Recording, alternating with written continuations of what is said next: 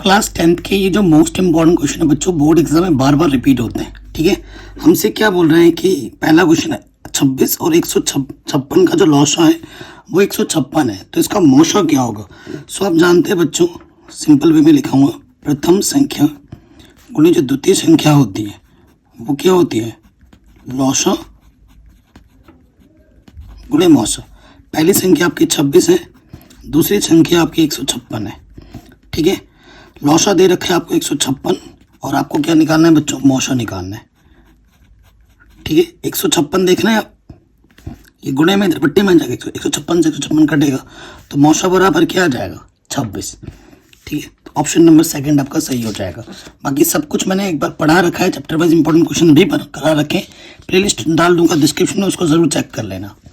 अगले प्रश्न में आते हैं, ये द्विघात समीकरण, इसके मूल ठीक है कैसे होंगे, ऑप्शन देके बताना है। ठीक है, सो आप जानते हैं यहाँ ए के स्थान पर क्या है बेटा 2, बी के स्थान पर क्या है बच्चों -4 और सी के स्थान पर यहाँ पर है 1। विविक्तिकर निकालते हैं हम मूलों की प्रकृति को ज्ञात करने के लिए।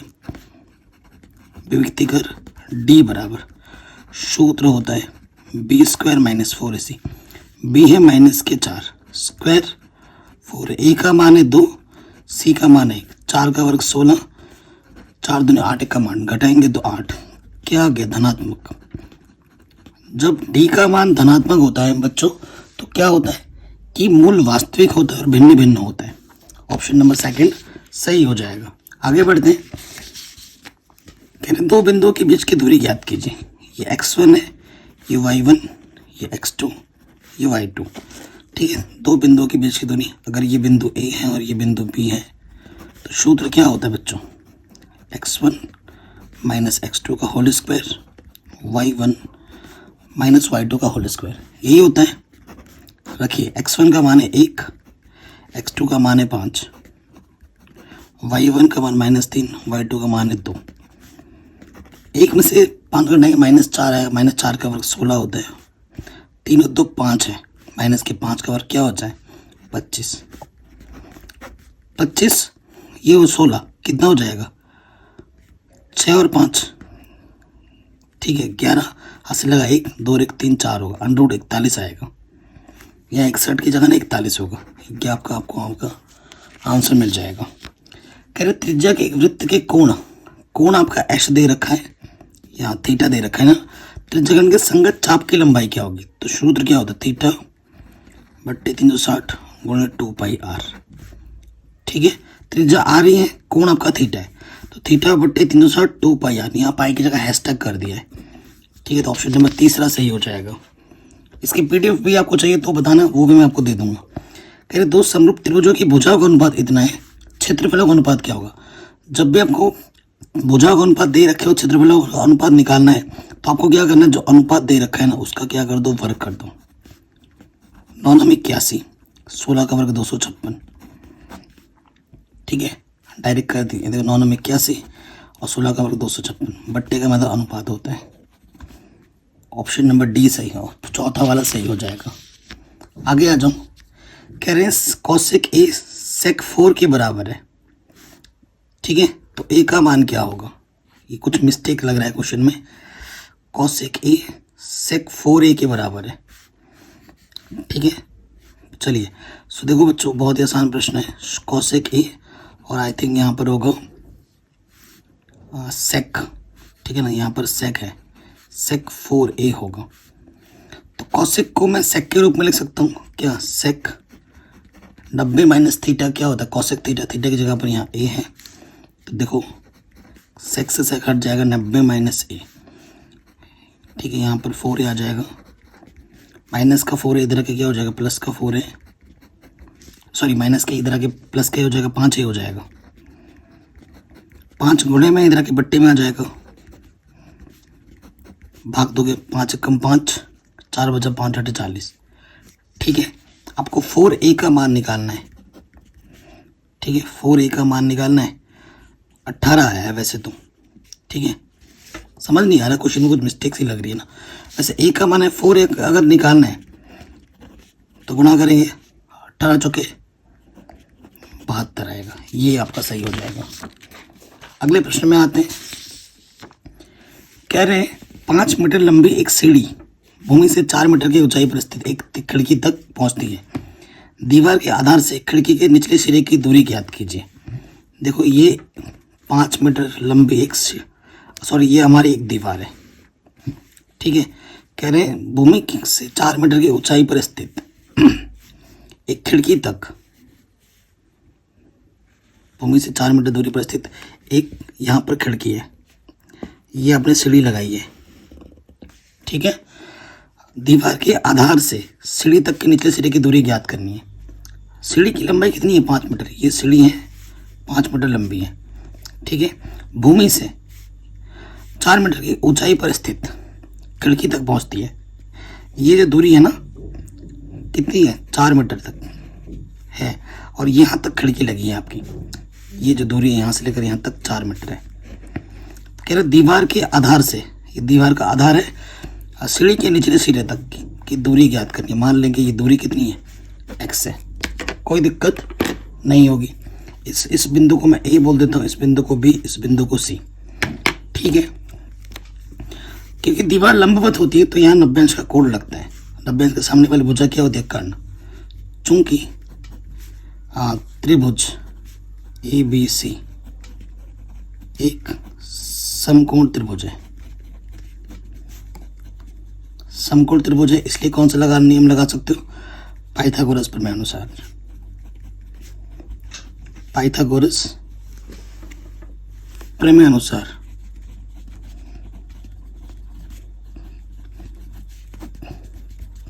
देखो बच्चों, सूत्र क्या होता है? जो कर्ण का वर्ग होता है किसके बराबर होता है? आधार का वर्ग प्लस लंब का वर्ग, ये सूत्र होता है। कर्ण हमारे पास 5 है, 5 का वर्ग।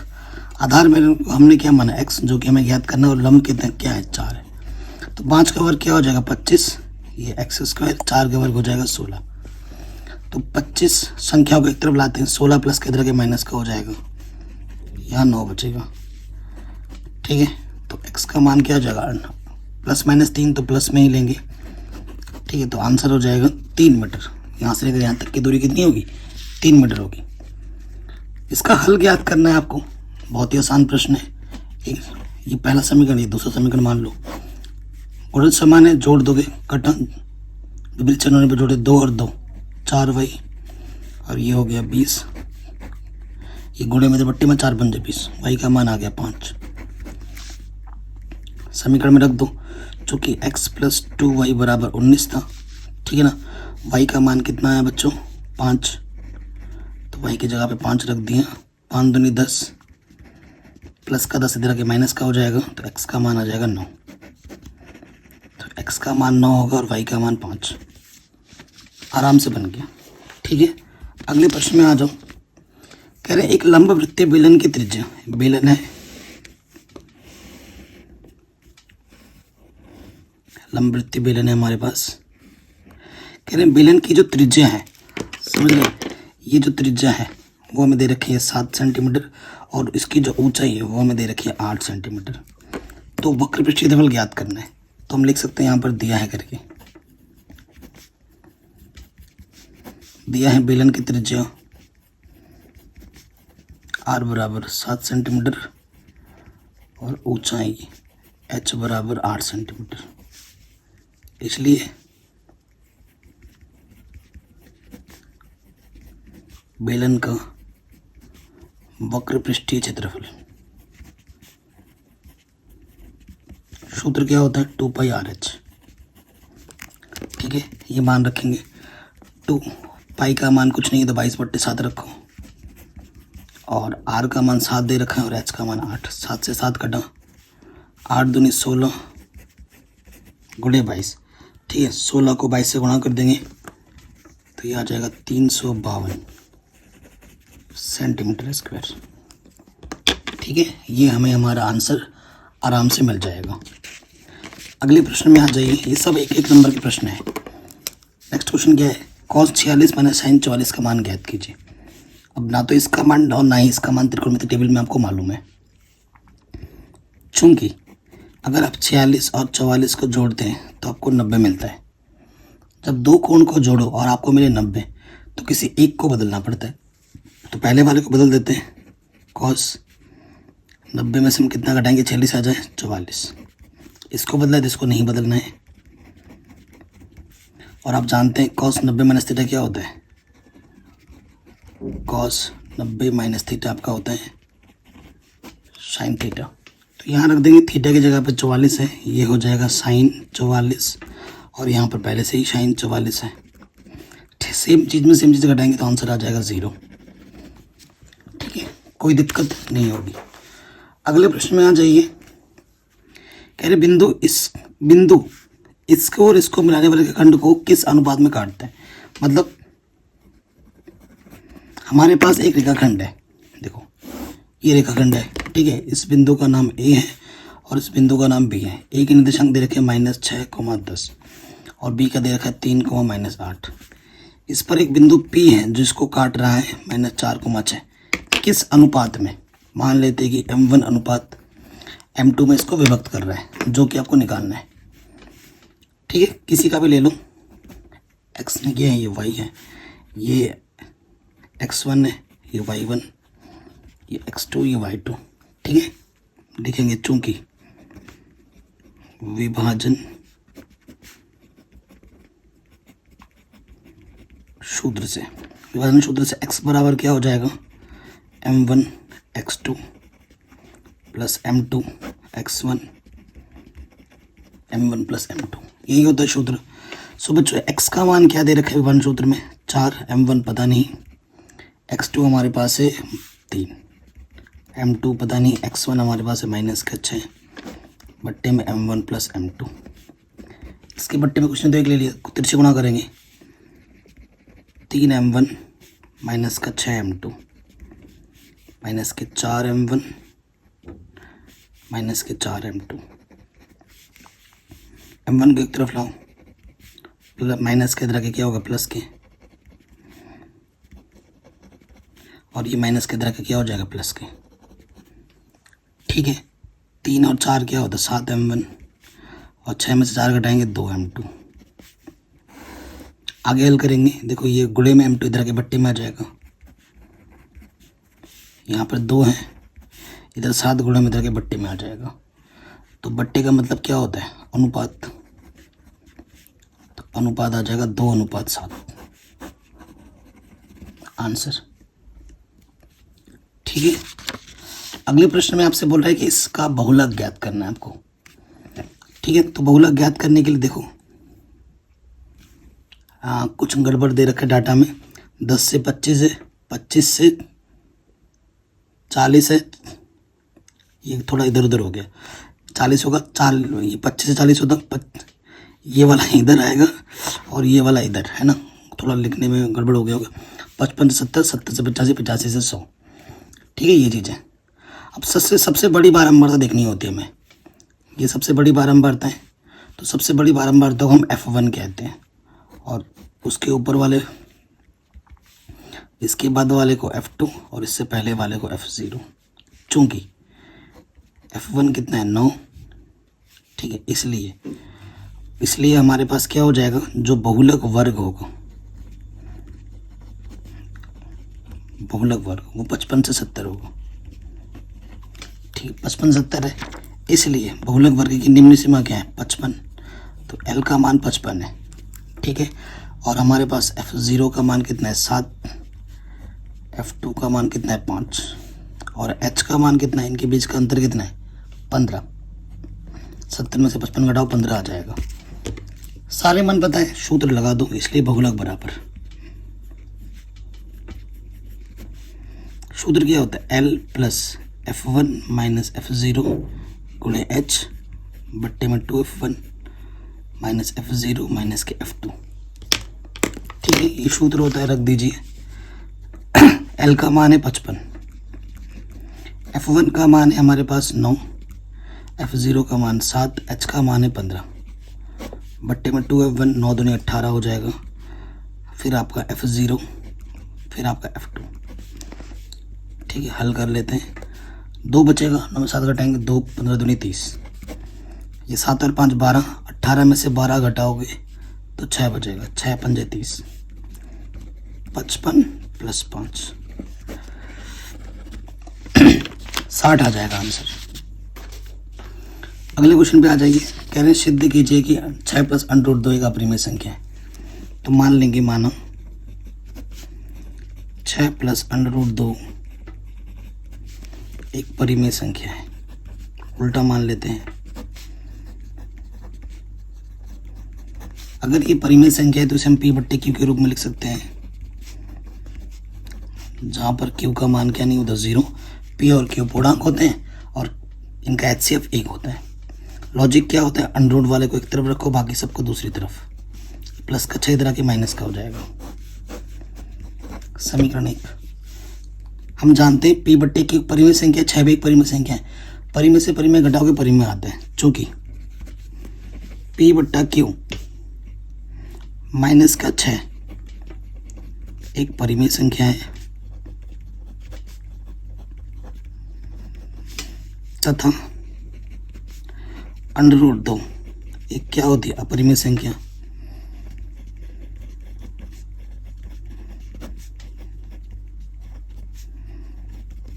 तो क्या परिमेय संख्या और अपरिमेय संख्या बराबर हो सकती है? कभी नहीं हो सकती। इसलिए समीकरण 1 से क्या हो जाएगा कि ये जो चीज़ बराबर है वो बराबर नहीं हो सकती। तो यानी कि जो हमने मान रखा था वो क्या आ जाएगा, गलत आ जाएगा। अर्थात हमारी अवधारणा गलत है, अर्थात हमारी अवधारणा गलत है। ठीक है, इसलिए 6 प्लस अंडर रूट 2 एक अपरिमेय संख्या है।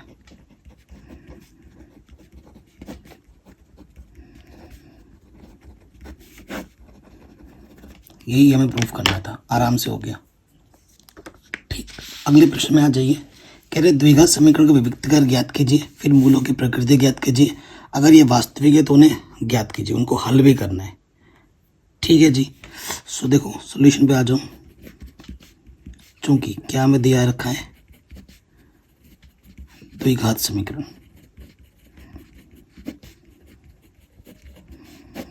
ठीक है, द्विघात समीकरण में क्या दे रखा है, 9x² माइनस के 6x प्लस 1 बराबर 0। ये द्विघात समीकरण है। चूंकि ए के स्थान पर क्या है 9, बी के स्थान पर माइनस का 6 और सी के स्थान पर 1। ठीक हो गया। अब हमें क्या निकालना है, विभक्तिकर। प्रकृति ज्ञात करनी है तो विभक्तिकर निकालना पड़ेगा, इसलिए विभक्तिकर। विभक्तिकर डी बराबर सूत्र होता है b² माइनस के 4ac है जी।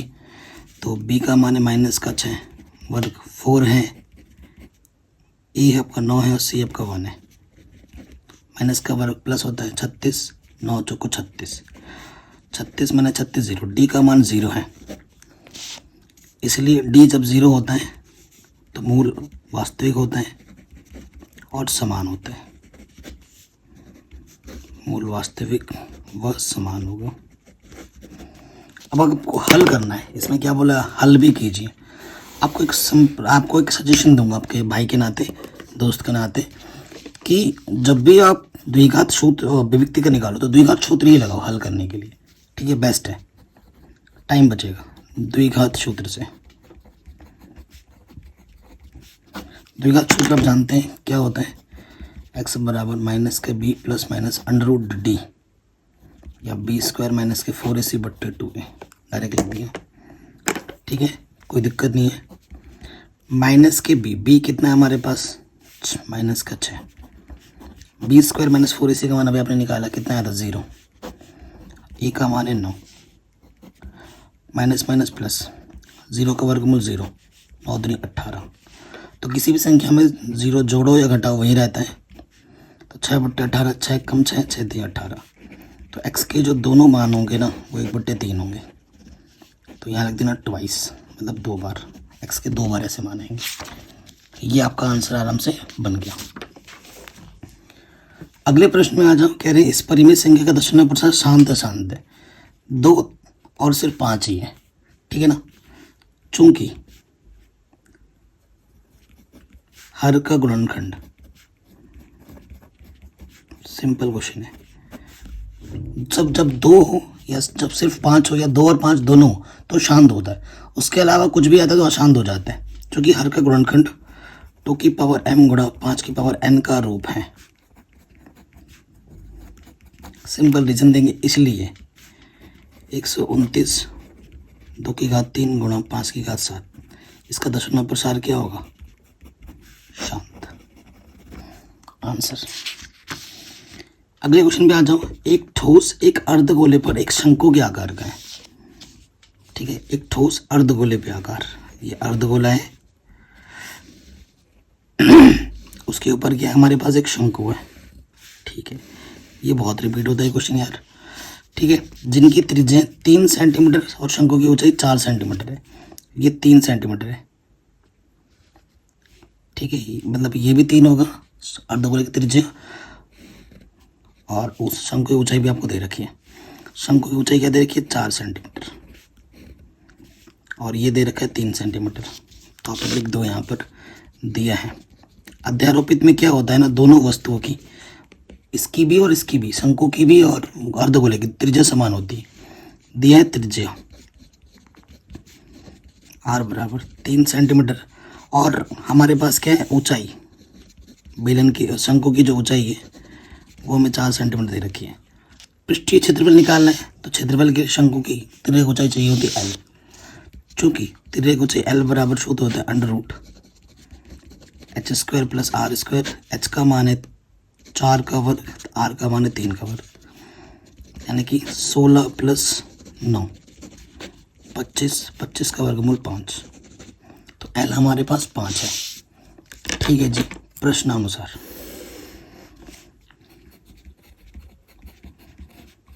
प्रश्नानुसार क्या है बच्चों? हमें क्या निकालना है? पृष्ठीय क्षेत्रफल निकालना है, ठीक है। ठोस का पृष्ठीय क्षेत्रफल, ठोस का पृष्ठीय क्षेत्रफल वो क्या होगा? अर्धगोले का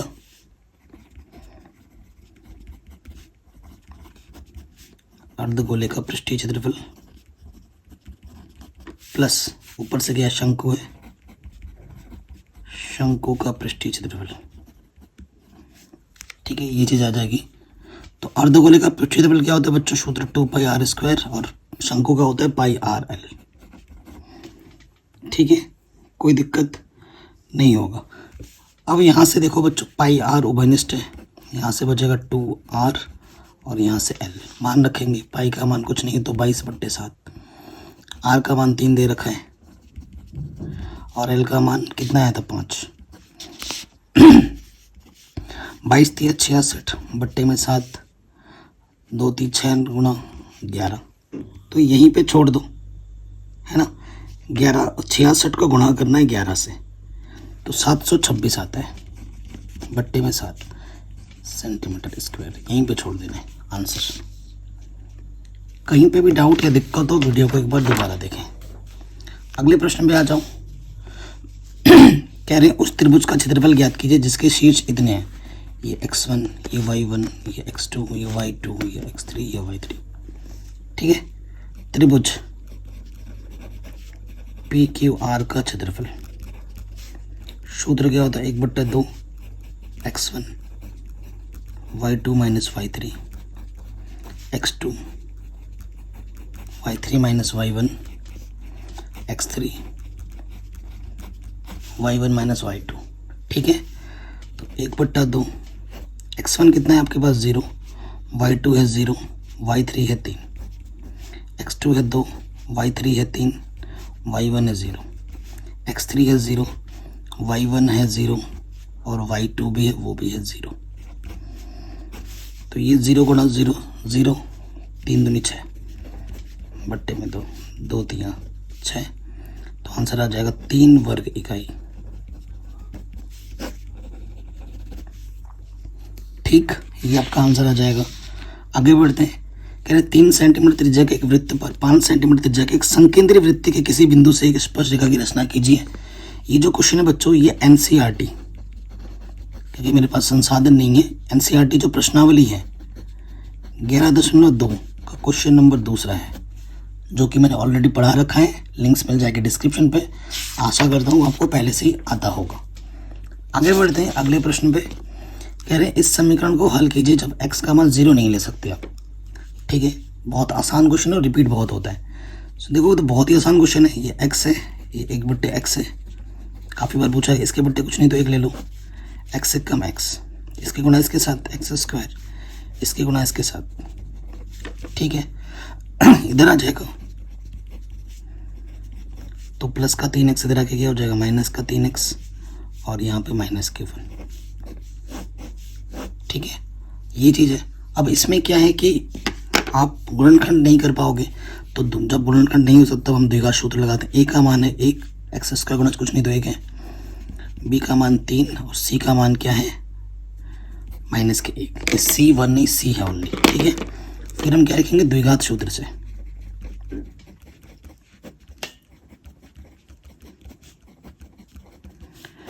द्विघात सूत्र क्या होता है बच्चों, x बराबर माइनस का b plus minus b² minus के 4ac बट्टे में 2a।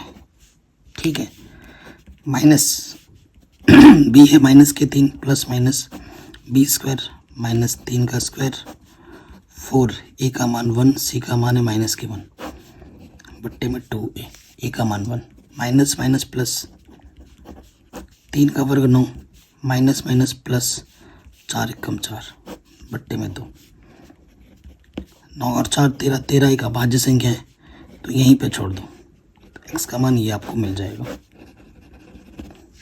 ठीक है, प्लस में एक बार प्लस में एक बार माइनस में, यहीं पे छोड़ दोगे तो सही है। हो गया, आगे बढ़ते हैं अगले प्रश्न में। क्या बोल रहे हैं, एक समकोण त्रिभुज में सिद्ध कीजिए कि कर्ण का वर्ग शेष दो भुजाओं के वर्गों का योगफल होता है। ऑलरेडी करा रखा है, इसे हम कहते हैं पाइथागोरस प्रमेय। ठीक है, लिंक्स मिल जाएगी आपको डिस्क्रिप्शन पे, ऑलरेडी मैंने करा रखा है ना। ये अगर a है, ये b है, ये c है, तो हमें सिद्ध क्या करना होगा, 90 के सामने वाली भुजा कर्ण होती है, तो हमें सिद्ध करना है ac का जो वर्ग है वो ab का वर्ग प्लस bc का वर्ग। इसको मैंने ऑलरेडी एक अलग से वीडियो बना के करा रखा है। ठीक है, लिंक्स में डाल दूंगा डिस्क्रिप्शन पे। प्रमेय 6.1 और 6.8 थेल्स का प्रमेय या फिर पाइथागोरस प्रमेय हर साल प्रूफ करने के लिए आता है। ठीक है, लिंक्स मिल जाएंगे डिस्क्रिप्शन पे। अगले क्वेश्चन पे आ जाओ। हमसे क्या बोल रहे हैं, निम्नलिखित बारंबारता सारणी का माध्य ज्ञात कीजिए। ठीक है, हमें क्या ज्ञात करना है बच्चों, माध्य ज्ञात करना है।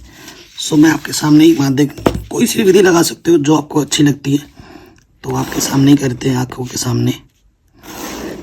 ठीक है, सारा काम आपकी आंखों के सामने होगा। अभी देखते हैं प्रश्न में, जब x का मान बड़ा होना तो पग विचलन विधि या फिर कल्पित माध्य विधि लगा सकते हैं। वर्ग अंतराल यहाँ लिखेंगे, वर्ग अंतराल, और बारंबारता f का कॉलम दे रखा है, फिर हमें x चाहिए होता है। ये तीन चीज़ें तो दो चीज़ें दे रखी होंगी प्रश्न में। ठीक है, x निकालना पड़ता है। अब x के बाद हम देखेंगे कि भाई कौन सा नहीं लगा सकते हैं। वर्ग अंतराल दे रखा है 500 से 520। ठीक है, फिर क्या है 520 से 540, 540 से 560, 560 से 580 और फिर 580 से 600। यहाँ पे लिख देना टोटल या कुल। f दे रखा है हमें 12, 14, 8, 6, 10। देखो बच्चों, यहाँ पर 500 है और 520 है, यानी कि 1020 है। ठीक है, उसको आपको क्या करना होता है, आधा करना होता है। x निकाल, इन दोनों को जोड़ो, आधा कर दो, कितना जाएगा 510। आधा करेंगे तो सब में 20-20 का अंतर है, 20 जोड़ते जाओ, ये हो जाएगा 530, 550, 570, 590। तो देखो x के मान बहुत बड़े बड़े हैं, तो आपको निकालना पड़ेगा पग विचलन विधि या आगे जो कल्पित माध्य विधि। तो a निकालना पड़ेगा। a क्या होता है आपका, कल्पित माध्य। कैसे निकालते हैं, n/2। x में n/2 पद, n कितने पद हैं, 1 2 3 4 5, 5/2 यानी कि 2.5 आ जाएगा। 2.5 का मतलब होता है 3। तीसरा पद x में, तो ये आ जाएगा 550। तो मुझे अगली श्रेणी बनानी पड़ेगी d, जो कि होती है x माइनस के a। ठीक है, x माइनस का a बना दिया। अब आप देखिए बच्चों, हर एक x में से आपको 550 घटाना, 510 में से 550 घटाओगे माइनस का 40 बटेगा। सब में 20 का अंतर है, 20 जोड़ो तो माइनस के 20 बचेगा, और 20 जोड़ेंगे तो 0 हो जाएगा, 0 में 20 जोड़ेंगे तो प्लस का 20 और ये 40। ठीक है, जब d लगा चुके तो u भी निकाल दो। ये होता है d बट्टे h। h क्या है हमारे पास, इन सब में कितने कितने का अंतर है, 20 का, तो h हमारे पास 20 है। 40 में 20 से भाग दोगे तो 2 आ जाएगा, 1 0, 20 से कम 20, 20 दूनी 40। अगला कॉलम बना लो FU। FU क्या आता है, ये जो U है और ये F गुणा करो, 12 दूनी 24। देखो कितने बड़े बड़े मानते कितने छोटे हो गए अब, और 14 कम 14 0, 6 कम 6, 10 दूनी 20, तो ये आ गए प्लस के 26, और ये आ गए आपके 4 और 4 8, 2 और 1 3 माइनस के। तो 8 में से 6 घटाएंगे 2, 2 में से 3 से 2 घटाएंगे 1, माइनस के 12 आ गया सिग्मा FU। ठीक है, माध्यमिक सूत्र निकाल जो पग विचलन विधि लगा रहे हैं हम। सूत्र होता है, क्या होता है सूत्र आपका, E प्लस सिग्मा FU गुणा H बट्टे में सिग्मा F। अच्छा, सिग्मा F तो हमने निकाला ही नहीं, इसको पूरा जोड़ना पड़ेगा ना। तो देखो बच्चों, ये हमारे पास क्या है, 16। ठीक है, 16 में आप 8 जोड़ोगे तो कितना होता है, 24, 24 में आप जोड़ोगे 14, 38, 38 में आप जोड़ोगे 12, कितना हो जाएगा 50। तो ये हमारा है सिग्मा F। E का मान हमारे पास कितना है, 550। सिग्मा FU आया है माइनस के 12, H का मान है 20 और F का मान है 50। 0 से 0 कटा, 550 प्लस इंटू माइनस माइनस, 12 दूनी 24, भाग दोगे 5 से, 5 चौके 20, 4 40 हो जाएगा, 5 अट्ठे 40।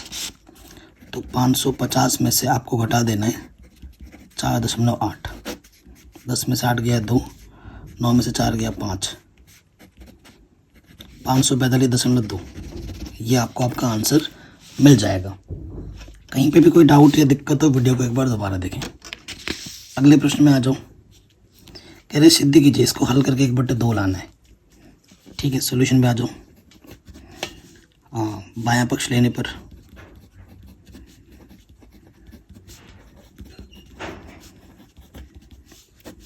देखो बच्चों, बायां पक्ष लेंगे, साइन 60 है ना, तो साइन 60 का मान कितना होता है, डायरेक्ट मान रख रहे हैं, √3/2, कॉस 30 का मान √3/2, साइन 30 का मान 1/2, कॉस 60 का मान 1/2, √3 गुणा √3 सिर्फ 3, 2 दूनी 4, 1 कम 1, 2 दूनी 4। लॉस ऊपर सेम है, ऊपर वैसे का वैसे आ जाएगा, तो ये आ जाएगा 2/4, 2 1 कम 2, 2 दूनी 4। यही तो आपको सिद्ध करना था, आराम से हो गया। इसको हल करके एक लाना है। देखो 52 और 38 को जोड़ोगे तो 90 आता है, ठीक है ना, और बाकी इन दोनों का मान तो हमें पता ही है। तो जो दो कोणों को जोड़ने पे 90 आता है तो उनमें से एक को बदलना होता है, इसको बदल देते हैं। 10 90 में से हम कितना घटाएं कि 38 आ जाए, 52। 10 60 का मान होता है √3 और 10 30 का मान होता है 1/√3। ठीक है, कटा। तो ये 10 52 और 10 90 माइनस थीटा क्या होता है, कॉट थीटा गुणा, इसका मान क्या होता है, 10 थीटा गुणा कॉट थीटा का मान होता है 1, तो आ गया 1। ये तो प्रूफ करना था, आराम से हो गया। अगले प्रश्न में आ जाते हैं।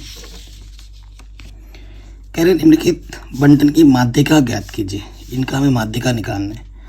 तो माध्यिका निकालने के लिए फिर से वही बड़ा आसान होता है। देखो इसमें 3 चीज़ें चाहिए होती हैं आपको, 2 चीज़ें दे रखी होती हैं आपको, है ना।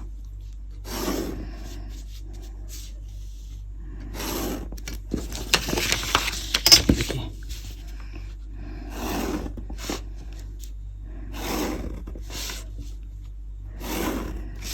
ये आपके आंखों के सामने, यहाँ पर हम लिखते हैं वर्ग अंतराल, यहाँ पर बारंबारता f और यहाँ पर संचयी बारंबारता CF।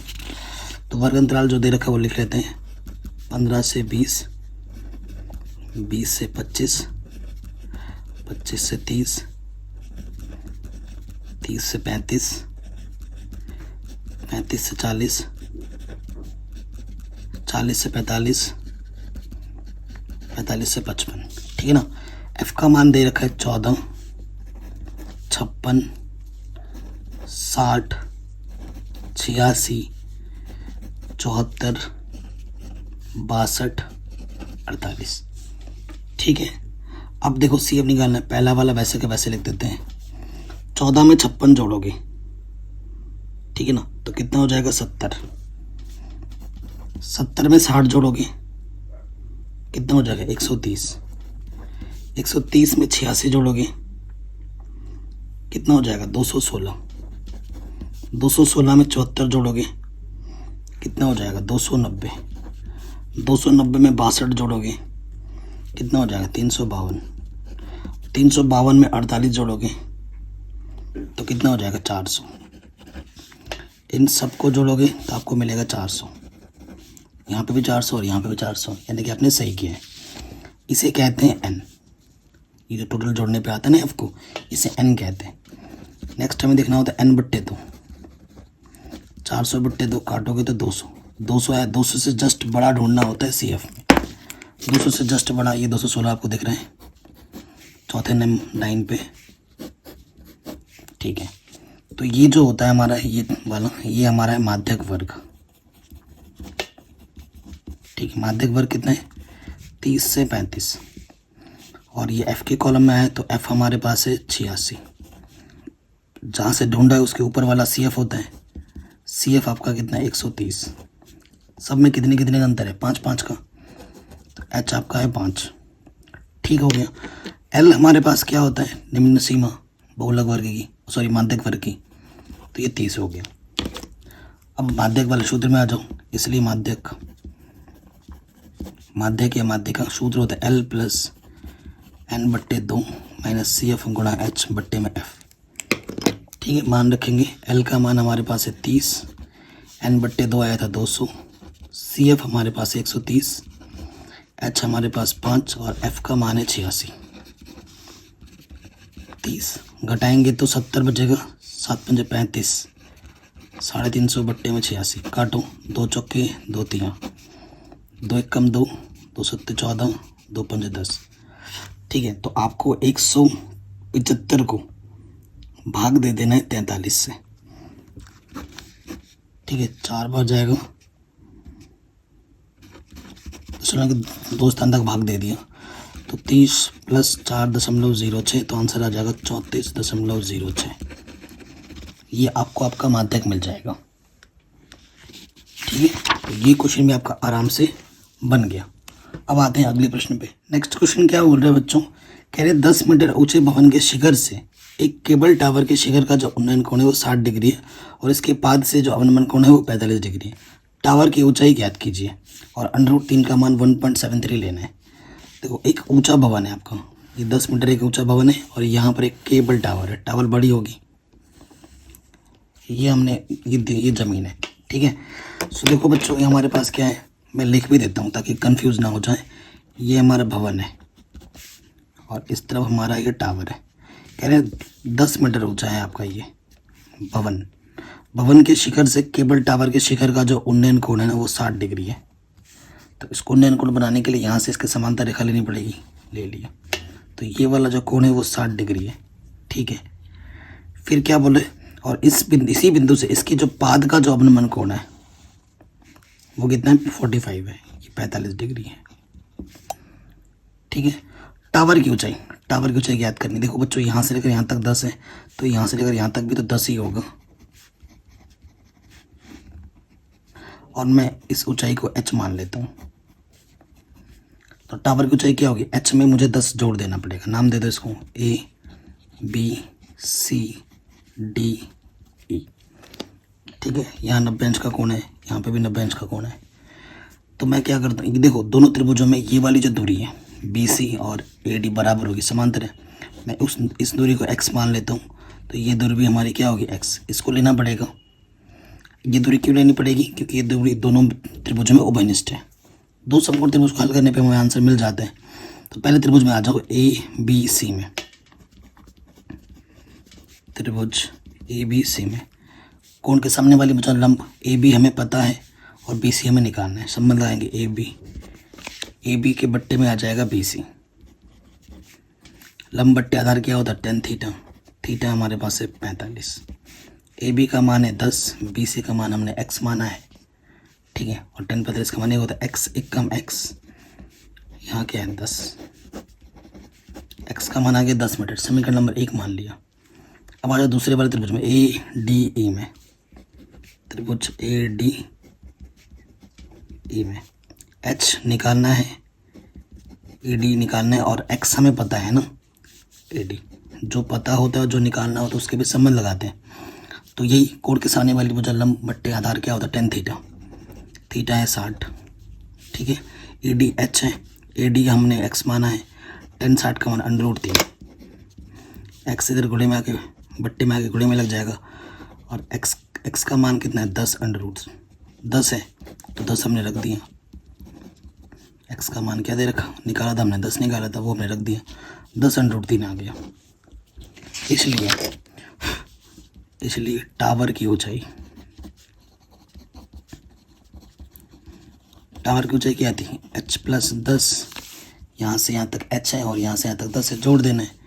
h का मान 10 √3 और ये है 10, ठीक है। √3 का मान लेने के लिए क्या बोला, 1.73 ले लिया, तो रखो 1.73, 10 से गुणा करेंगे 0.1 स्थान पीछे खिसक जाएगा, 17.3 में 10 जोड़ दोगे तो 27.3 मीटर आ जाएगा आंसर टावर की, ठीक है।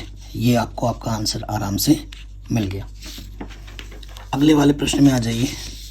क्या बोल रहे हैं कि निम्नलिखित समीकरण को वज्र गुणन विधि से हल कीजिए, ठीक है। देखो यहाँ आप लिखिए x, यहाँ आप लिखिए y और यहाँ आप लिखिए 1, ठीक है। x का गुणज क्या है यहाँ पे 2, y का गुणज 1 और प्लस के 5 इधर आगे हो जाएगा माइनस के 5। ये 3 है, ये y का गुणज 2 है और ये प्लस का 8 इधर लेके आना है, माइनस का हो जाएगा, ठीक है। फिर आपको क्या करना होता है, देखिए यहाँ आप x लिखेंगे बराबर, यहाँ y लिखेंगे और यहाँ लिखेंगे 1। x जब लिखोगे तो x को छुपा दो, इसकी गुणा इसके साथ 1 अट्ठे माइनस के 8, माइनस लग जाएगा, 5 दूनी 10 माइनस के। फिर y के लिए उल्टा नियम लगता है, y छुपाती नज़र यहाँ पड़ी, 5 3 15 माइनस के, गुणा खत्म माइनस लग जाएगा, 8 दूनी 16 माइनस के। 1 के लिए नियम फिर से वही है, 2 दूनी 4, 3 एकम 3, ठीक है। हल करते हैं, देखो प्लस का 10 है, 8 घटाएंगे तो 2 बचेगा, प्लस के 16 में से 15 घटाएंगे 1 बचेगा, और ये 1/1। आपको एक बार इसको बराबर लेना होता है और इसको एक बार बराबर लेना होता है। यदि x/2 1/1 के बराबर है, x एकम x हो जाएगा, 2 एकम 2 आंसर। और फिर क्या है, यदि y/1 1/1 के बराबर होगा, y एकम y 1 एकम 1। ये आपको आपका आंसर मिल गया, कोई दिक्कत नहीं। अगले प्रश्न में आ जाइए। ये जो प्रश्न है वो एनसीईआरटी का प्रश्न है, तो ये मैंने पहले ही करा रखा है। 11.1 की प्रश्नावली है, क्वेश्चन नंबर 3, जाके देख लेना, ठीक है। त्रिभुज खींचनी और इसके संगत हो एक त्रिभुज रचना करनी है। मेरे पास साधन नहीं है, आपको आता ही होगा, अगर नहीं आता तो डिस्क्रिप्शन में लिंक दे रखा है, जाके देख सकते हैं, सीख सकते हैं। अगले क्वेश्चन पर आऊँ कि दो संख्याओं के वर्गों का अंतर 180 है।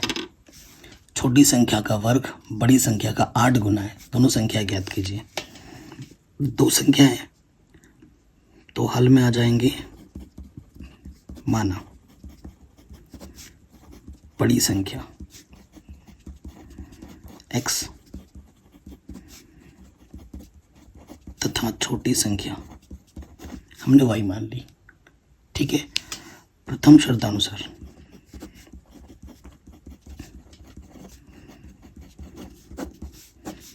प्रथम शर्त में बोले दोनों संख्याओं के वर्गों का अंतर बड़ी से छोटा करते हैं। वर्गों का अंतर कितना है, 180 है, पहला समीकरण। फिर द्वितीय शर्तानुसार आ जाओ।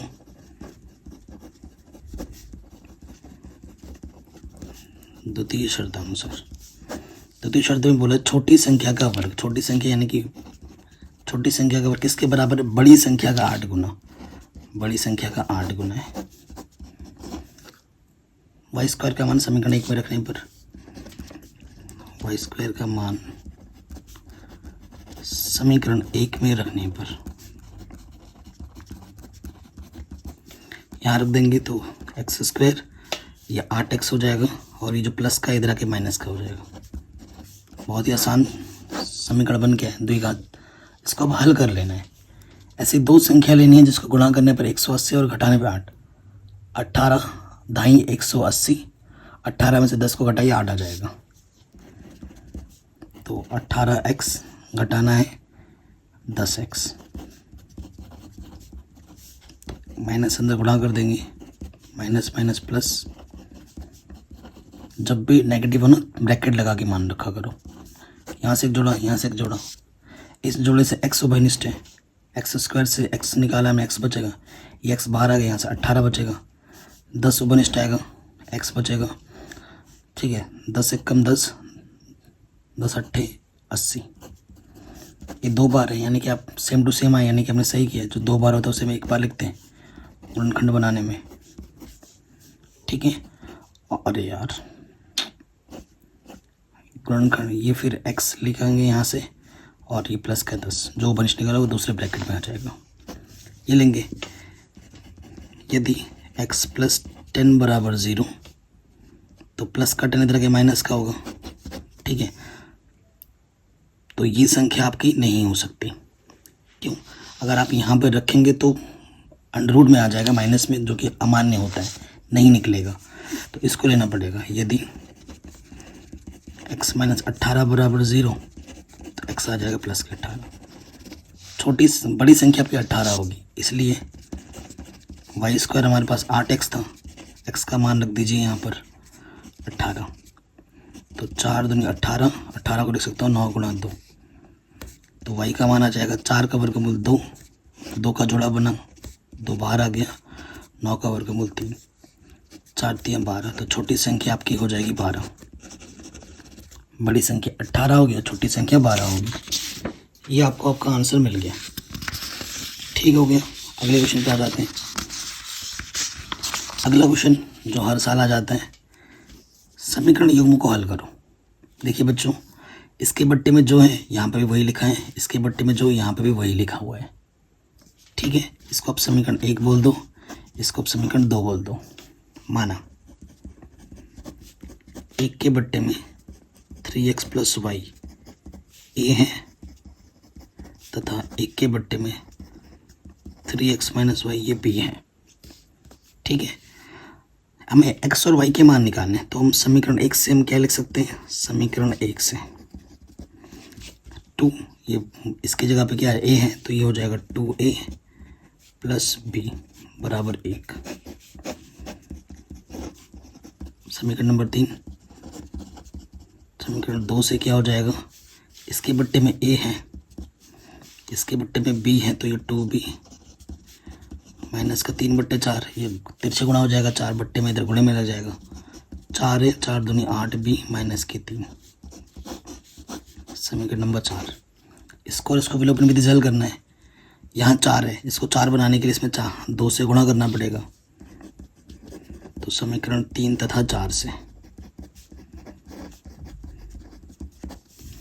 2 से गुणा करेंगे, 2 दूनी 4, 2b 2 1 कम 2, और यह है 4a माइनस के 8b। समान चिन्ह है, प्लस प्लस, समान चिन्ह होने तो घटाना पड़ता है, विपरीत चिन्ह में हम जोड़ते हैं। घटाएंगे तो नीचे का चिन्ह बदलेगा, प्लस माइनस घटा, 8 और 2 10 और 3 और 2 5, ये 10 गुणे में इधर के बट्टे में आ गया, 5 एक कम 5, 5 दूनी 10। तो b का मान आ गया 1/2। b का मान किसी भी एक समीकरण में रख दीजिए, एक इसमें रख दो।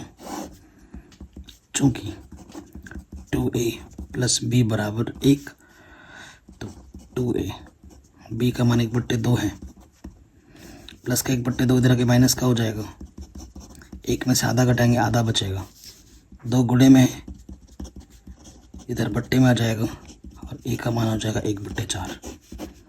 हमें a b का मान नहीं चाहिए, हमें इनका मान चाहिए। फिर a और b का मान यहाँ रखना पड़ेगा, चूँकि 1/3x प्लस वाई हमारे पास क्या है, ए है, और 1/3x माइनस वाई हमारे पास बी है। ए और बी के मान रखेंगे। ए का मान है 1/4, इसकी गुणा इसके साथ करोगे 3x प्लस वाई बराबर आपको 4 मिलेगा। समीकरण नंबर 5 मान लो इसको। और b का मान 1/2 है। 3x माइनस वाई कम 3x माइनस वाई और 2 कम 2। समीकरण नंबर 6 आ गया। अब इन दोनों समीकरणों को हल करेंगे, आंसर आ जाएगा समीकरण 5 तथा 6 से। तो यह है 3x प्लस वाई बराबर 4, 3x माइनस वाई बराबर 2। जोड़ा कटा, 6x 4 और 2 6, 6 1 कम 6, x का मान आ गया 1। आंसर। अब x का मान किसी भी एक समीकरण में रख दो, चूँकि 3x माइनस वाई बराबर 2, प्लस का 2 इधर आके माइनस का 2 होगा, माइनस का वाई इधर आके प्लस का वाई हो गया। 3 में से 2 कटाएंगे 1, वाई का मान आ जाएगा 1, एक्स का मान आ गया 1। ठीक हो गया। आगे बढ़ते हैं। अगला क्वेश्चन क्या बोल रहे हैं, एक ठोस एक शंकु के आकार का है जो एक समान आधार त्रिज्या के अर्धगोले पर अध्यारोपित है। एक अर्धगोला है, समान त्रिज्या है दोनों की, उसके ऊपर क्या है, शंकु के आकार का है, तो उसके ऊपर एक शंकु अध्यारोपित है। ठीक है। यदि अर्धगोले का वक्र पृष्ठ, अच्छा यदि अर्धगोले का वक्र पृष्ठ और शंकु का वक्र पृष्ठ समान हो तो शंकु की त्रिज्या और ऊंचाई का अनुपात क्या होगा। अच्छा जी, ये बोला गया है। तो शंकु की त्रिज्या r, अर्धगोले की त्रिज्या भी r है, इसकी ऊंचाई हम क्या मान लेते हैं, h। ठीक है। क्वेश्चन में क्या दिया हुआ है, दिया है अर्धगोले का वक्र पृष्ठ, अर्धगोले का वक्र पृष्ठ बराबर है शंकु का वक्र पृष्ठ क्षेत्रफल। शंकु का वक्र पृष्ठ, तो त्रिज्या और ऊंचाई का अनुपात r हमें क्या निकालना है प्रश्न में, r/h कितना होगा ये हमें निकालना है। तो अर्धगोले का वक्र पृष्ठीय क्षेत्रफल होता है 2πr², शंकु का r होता है πrl। ठीक है। ओ शंकु का तो πrl होता है, और ठीक है ये चीज़ हो गई। अब क्या है ना, एक r देखो यहाँ से कम हो जाएगा, पाई से पाई कैंसिल, तो यहाँ पे 2r बचा और यहाँ पे l बचा। आप जानते हैं कि l का मान क्या होता है, h² plus r² under root में, और यहाँ है 2r। अंडर रूट हटाने के लिए वर्क करना पड़ेगा, वर्क करेंगे। यहाँ पे 2 का वर्ग 4, r का वर्ग r², वर्गमूल, वर्ग हट जाएगा, वर्गमूल हट जाता है वर्क करने पर। ये h² है, प्लस का r² इधर के माइनस का हो जाएगा, तो यहाँ आ जाएगा 3r², ये h², ये h गुणे में कुछ नहीं देख लिख सकता हूँ, ये गुणे बट्टे में आ जाएगा, ये गुणे में है, इधर के बट्टे में आ गया। वर्गमूल ले लेंगे दोनों तरफ, r/h, 1 का वर्गमूल 1, 3 का वर्गमूल अंडर रूट 3, तो r अनुपात h जो होगा 1 अनुपात अंडर रूट 3 आ जाएगा। ये हमें हमारा आंसर मिल गया। दिक्कत हो एक बार दोबारा देखिए। अगले प्रश्न पे आते हैं। कह रहे 12 सेंटीमीटर, 16 सेंटीमीटर, 20 सेंटीमीटर व्यास वाले धातु के 3 गोले को, ठोस गोले को पिघलाकर एक बड़ा गोला बनाया जाता है। इस गोले का व्यास क्या होगा।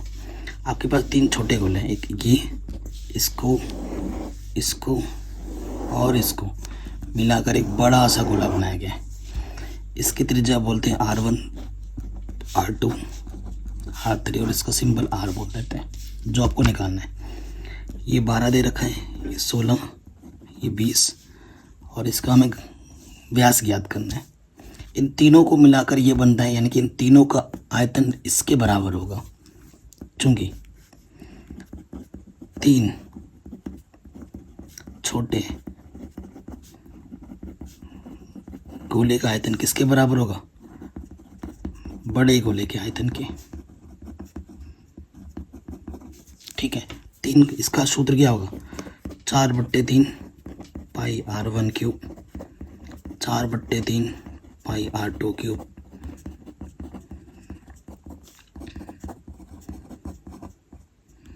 r cube. 4/3 इधर से ओबनिस्ट है, निकालो। r1 बचेगा, r1 का मान है 12, 12 की घात 3। r2 है 16, 16 की घात 3। r3 है 20, 20 की घात 3। 4/3 पाई कैंसिल। अब आपको गुणा करना है, 12 को 12 12 144, 144 को गुणा करोगे 12 से तो आ जाएगा 1728। अब 16 16 16 को गुणा करोगे 16 से 256, उसको फिर 16 से गुणा करोगे तो 4096। और 20 को 20 से गुणा करोगे 400 होता है, 400 को गुणा करोगे फिर से 20 से तो 8000 होता है। ठीक है, अब इनको जोड़ना है तो देखो हमारे पास 8000 प्लस 4096 प्लस 1728। ठीक है, तो कितना है? 13824। और इसका मुझे क्या निकालना पड़ेगा? Cube root. ठीक है, क्यूब रूट निकालना आता हुआ नहीं आता, 3 3 का जोड़ा बनाना है।